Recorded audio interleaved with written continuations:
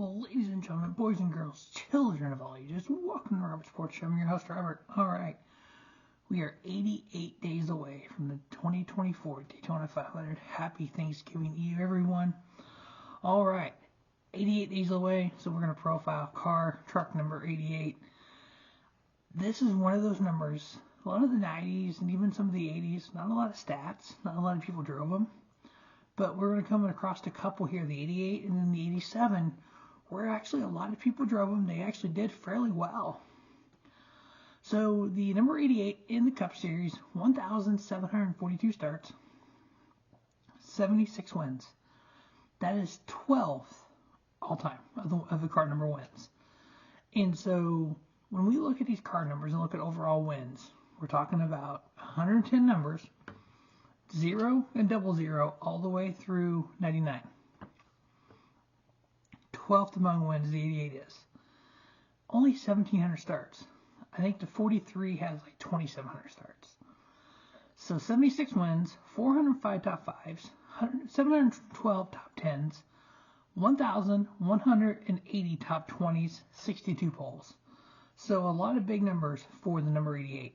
Same way with the Xfinity Series, 499 starts, 13 wins, 95 top 5s, 196 top 10s. Even in the Truck Series, 646 starts, 16 wins, 134 top 5s, 323 top 10s.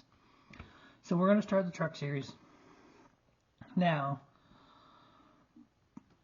of the 6 drivers we're going to talk about, 4 of them drove for ThorSport. Buddy Rice, 1 race. Randy Churchill and Jeremy Churchill. Randy had 2, and Jerry had 7 starts. Neither driver drove for ThorSport. Tracy Hines, 25 starts, 1 top 5, 2 top 10s. Average finish, 19.8. ThorSport.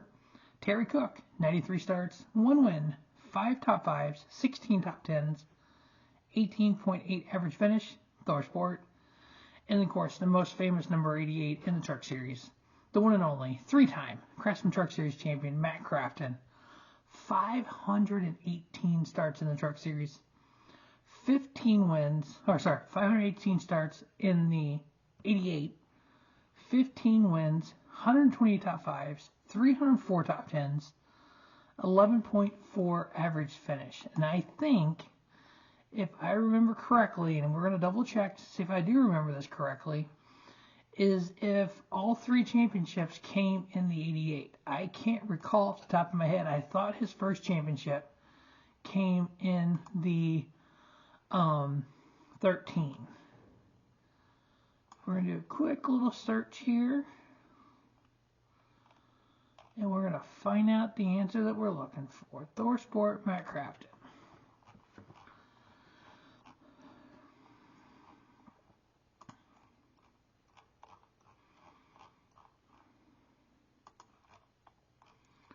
So, Truck Series, let's go to his first championship.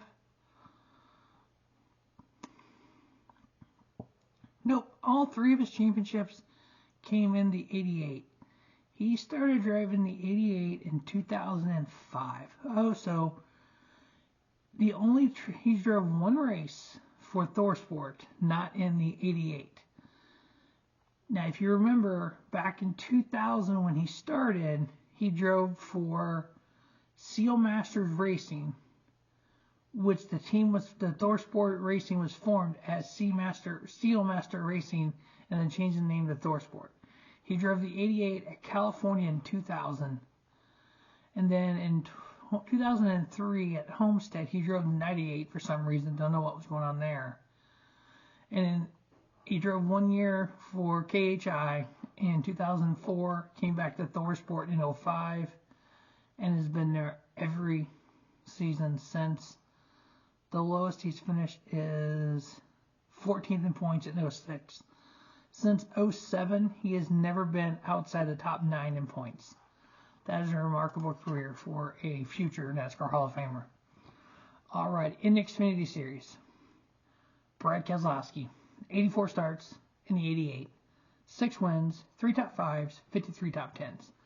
And that was actually when Brad very first started driving for Junior Motorsports, the number 88 Navy car.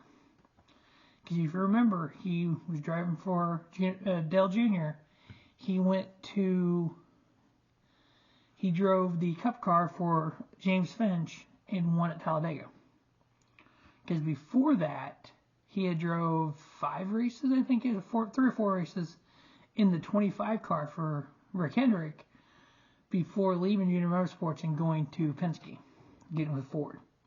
Kevin LePage, 46 starts, 1 win, 6 top 5s, 16 top 10s. Eric Almirola, 41 starts, 8 top 5s, 22 top 10s. Jeff Fuller, 37 starts. Cole Witt, 33 starts, 4 top 5s, 14 top 10s. Shane Huffman, 27 starts, 2 top 5s, 6 top 10s. Of course, Dale Jr., he drives the 88 for Junior Motorsports. He's had 23 starts in the 88, 1 win, 12 top 5s, 15 top 10s. Here's a name from the past, Mark McFarland, 22 starts, 1 top 10. Kevin Harvick, 20 starts, 2 wins in the 88, 8 top 5s, 15 top 10s. Some other notables here, Jamie McMurray, 8 starts, 1 win, 4 top 5s, 6 top 10s. Chase Elliott, 6 races, 1 win, 3 top 5s, 5 top 10s. And then Mr. Perfect himself, 1 start in the 88 for Junior Motorsports, Kyle Larson, at Watkins Glen, and he won it. In the Cup Series, this actually shocked me. The driver that has the most starts in the number 88 in the NASCAR Cup Series, Dale Jarrett, 380 starts, 28 wins, 129 top 5s, 188 top 20s, 15 poles. I swore Junior either had it or ODW. But it was Dale Jarrett. And then Junior was second. Dale Jr., 340 starts, 9 wins, 73 top 5s, 139 top 10s, 8 poles. Good old DW. In the old Dyguard days, 161 starts, 26 wins, 82 top 5s, 97 top 10s, and 18 poles. Buddy Baker was also Dyguard, 123 starts. Actually, no, Buddy Baker was Buddy Baker Racing, the 88 Crisco car. 123 starts, 18 top 5s, 43 top 10s. Alex Bowman, when he took over for Dale Jr. before he moved to the 48. 118 starts, 2 wins, 16 top 5s, 41 top 10s, 2 poles. Ricky Rudd, when he drove for Robert Yates. 62 starts, 14 top 5s, 18 top 10s, and 3 wins. Neil Castles, 61 starts. I need to do a video on him because he's come up with a lot of these. I've heard the name, but I don't know a whole lot about him. 4 top 5s, 27 top 10s. Buck Baker. You heard me right. Buck Baker, not Buddy. Buddy also drove it, but Buck Baker. 53 starts, 3 wins, 13 top 5s, 25 top 10s, and 7 poles. And then Donnie Allison, that's when he drove for Dyguard. 43 starts, 9 top 5s, 17 top 10s, and 4 poles. Now, you've probably heard me to refer to Dyguard Racing. Some of you may or may not have heard that name before. It was a Gatorade car number 88 back in the early 80s, early to mid 80s.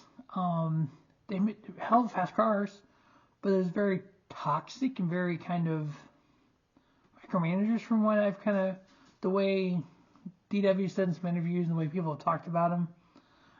Let's see, what was their names? It was 2 guys that owned it. I think it would combine their names if I remember.